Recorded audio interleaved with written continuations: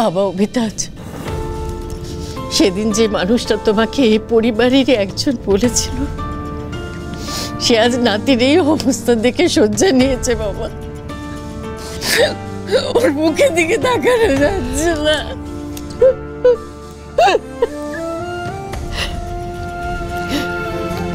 আমি জানতাম না বাবা যে তোমার সঙ্গে এমন ভাবে দেখা হবে। যখন দেখা হলোই তখন একটা অনুরোধ করবো বাবা তোমার কাছে। প্লিজ, আপনি আমার গুরুজন, এভাবে বলবেন না। কিন্তু আমি যেহেতু এখানে ডিউটি করতে এসেছি। না না, আমি অন্যায়ভাবে কিছু চাপিয়ে দেবো না তোমার উপর। আমি অন্যায় কিছু চাইছি না তোমার কাছে, শুধু আমার একটাই অনুরোধ বাবা, আমার নাতিটাকে দোষী ভাবার আগে তোমরা সবকিছু একবার যাচাই করে নাও। দেখো, একটা জিনিস তুমি বিশ্বাস করো, এই যে আমাদের বাড়িটা দেখছো, আমাদের এতগুলো ছেলে মেয়ে সবাই কিন্তু তো অন্যভাবে মানুষ হয়েছে। তাদের ছোটবেলা থেকে এমন ভাবে বড় করা হয়েছে যে তারা ভাবতে পারে না এই ধরনের একটা জঘন্য অনৈতিক অপরাধ ওরা করতে পারে। ওরা স্বপ্নেও ভাবতে পারে না এটা।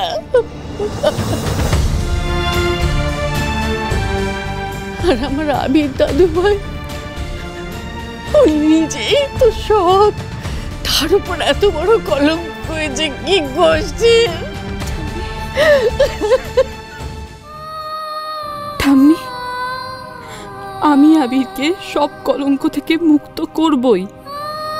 তোমাকে এত কষ্ট পেতে দেব না ঠাম্মি। ঠাম্মি, একটু শান্ত হও প্লিজ, একটু শান্ত। আমি দাদুকে দেখে আসছি।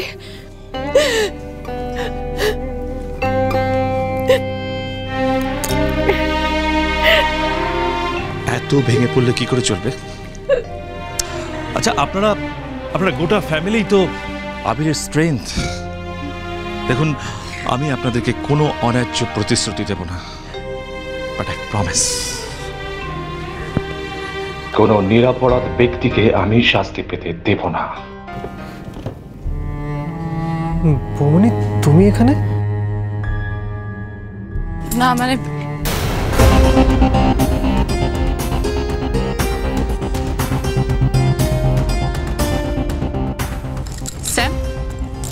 স্যাম, কি হয়েছে তোমার? কিছু হয়নি।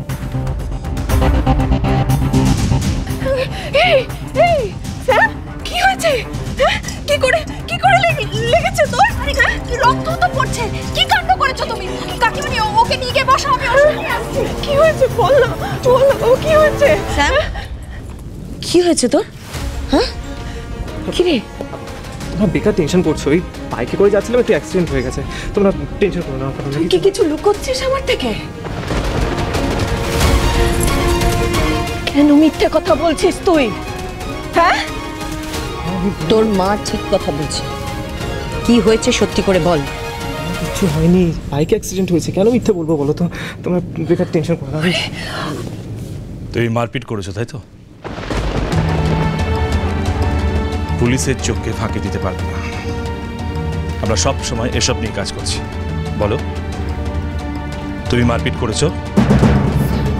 স্যাম, বলো না কি হয়েছে। তুমি কি সত্যি মারপিট করেছো? বলো না, কেউ কিছু করেছে তোমাকে? ছোটদা ভাইকে নিয়ে ওর অনেক খারাপ কথা বলছিল বৌমনি। আমি চুপ করে থাকতাম। যবে থেকে ছোটদা ভাইয়ের ঘটনাটা ঘটেছে, প্রত্যেকে ছোটদা ভাইকে নিয়ে অনেক উল্টো পাল্টা কথা বলছে। যেখানেই যাচ্ছি সেখানে ছোটদা ভাইকে ক্রিমিনালের মতো ট্রিট করছে। ওরা আমার দাদাকে চেনে না, কিন্তু আমি তো চিনি। আমার দাদা কখনো এরকম কাজ করতে পারে না, মরে গেলেও করতে পারে না। তাই জন্য ওদের আমি উচিত শিক্ষা দিয়েছি, যাতে এরকম কাজ আর কোনোদিনও না করতে পারে। কথাগুলো কানে গেল তো তোমার? বুঝতে পারছো তো কি বড় সর্বনাশ করেছো তুমি? তোমার একটা কাজের জন্য কতগুলো মানুষকে কষ্ট পেতে হচ্ছে, বুঝেছো সেটা তুমি? লোকেরা দোষ কোথায় স্যাম? লোকে তো কথা বলবেই। শুধু তোমাকে নয়, আমাদের প্রত্যেককে কথা শুনতে হচ্ছে। এবার তুমি খুশি তো বেগম? তোমার জন্য বাড়ির প্রত্যেকটা মানুষের এই অবস্থা। দোহাই বেগম, প্লিজ প্লিজ এবার আমাদের রেহাই দাও তুমি, প্লিজ। তোমরা অকারণে বৌমনিকে দোষারোপ কেন করছো? চুপ কর, তুই ওর হয়ে আর একটাও কথা বলবি না। বেগম দেবে রেহাই, তাহলেই হয়েছে। ওর তো বেশ মজাই হচ্ছে, বর জেলে আছে, বাড়ির লোককে মুখ লুকোতে হচ্ছে, লোকজন মারপিট করে ফিরছে, আর উনি বন্ধুর বাড়িতে ফুর্তি করে বেড়াচ্ছে।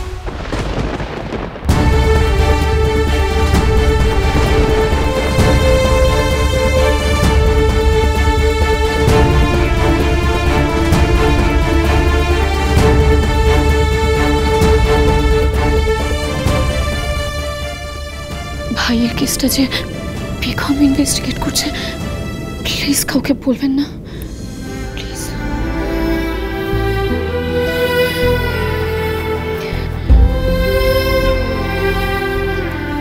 বেগম, আর এখানে থাকতে হবে না, তুমি চলো, এসো।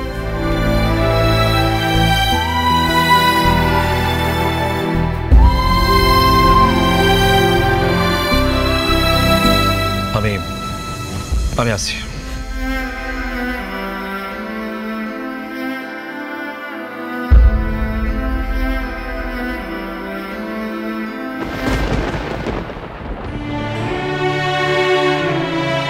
বেগম, কি হয়েছে? বাড়ির লোকজন এই কথাগুলো বললো বলে কষ্ট পাচ্ছ, তাই তো? একদম মন ছোট করো না, কিন্তু আমার ভাইয়ের জন্য তো স্টেডি তোমাকে থাকতে হবে না? একটা কথা বলি, আজকে যে লোকজনগুলো তোমার এগেনস্টে রয়েছে না, সেই লোকজনগুলো একদিন তাদের নিজেদের ভুল নিজেরা ঠিক বুঝতে পারবে। আমার কথা তুমি মিলিয়ে নিও। কবে জানো? যখন তুমি নিজে নিজে আমার ভাইয়ের হাত ধরে আমার ভাইকে এই বাড়িতে ফিরিয়ে আনবে। বেগম, যদি তুমি সত্যি জিততে চাও তাহলে যত তাড়াতাড়ি সম্ভব প্রমাণগুলোকে জোগাড় করো। আমাদের হাতে কিন্তু আর সময় নেই বেগম। আমি জানি দিদি ভাই, আমি খুব ভালো করে জানি যে সময় নষ্ট করার মতো সময় আমার হাতে নেই, কিন্তু বিশ্বাস করো আমি না আমার সবটা দিয়ে চেষ্টা করছি গো। তুমি যদি আমার একটু ভরসা করো, আমি চেষ্টা করছি দিদি ভাই। তোমাকে আমি ভরসা করি না?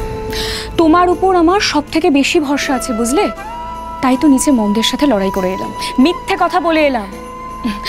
এবার আমাকে একটা কথা বলো তো, তোমার ইনভেস্টিগেশন কত দূর এগোলো? অনেকটাই দিদি ভাই। আমি অফিস থেকে যা যা ক্লু পেয়েছি সেই অনুযায়ী অপরাধী বেশি দিন নিজেকে লুকিয়ে রাখতে পারবে না আর। ভগবান, তাই যেন হয়। ভাইটাকে এত কষ্ট আমার পেতে হচ্ছে।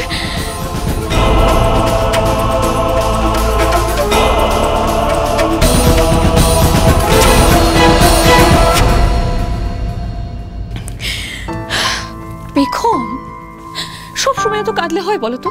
আচ্ছা আমার দিকে ঘোরো, আমার দিকে ঘোরো। আচ্ছা আমাকে একটা কথা বলো তো, তুমি একজন ওই বব রয় বলে কার কথা যেন বলছিলে, সে কে গো? উনি আমার সন্দেহের তালিকায় আছেন দিদি ভাই। ওর তোমার অ্যাপয়েন্টমেন্ট লেটার আমি ড্ররে দেখেছি। আচ্ছা উনিও কি তার মানে এই মিডিয়ার সঙ্গে যুক্ত? আমি যদিও বা পুরোটা পড়ে দেখিনি। হ্যাঁ দিদি ভাই, ওনার সব ডিটেলস আমি জানি না, আমি জানতে পারলে তোমাকে জানাবো।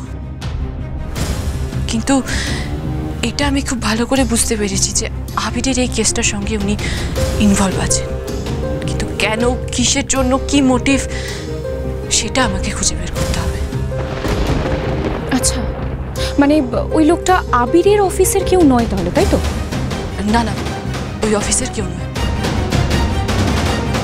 কিন্তু আবিরের অফিসের মধ্যেই আবিরকে কে ফাঁসিয়েছে সেটার একটা ক্লু আমি পেয়েছি। রিয়েলি? কে সে? সেই লোকটার কেউ না দিদি ভাই, তিয়াসে হোয়াট?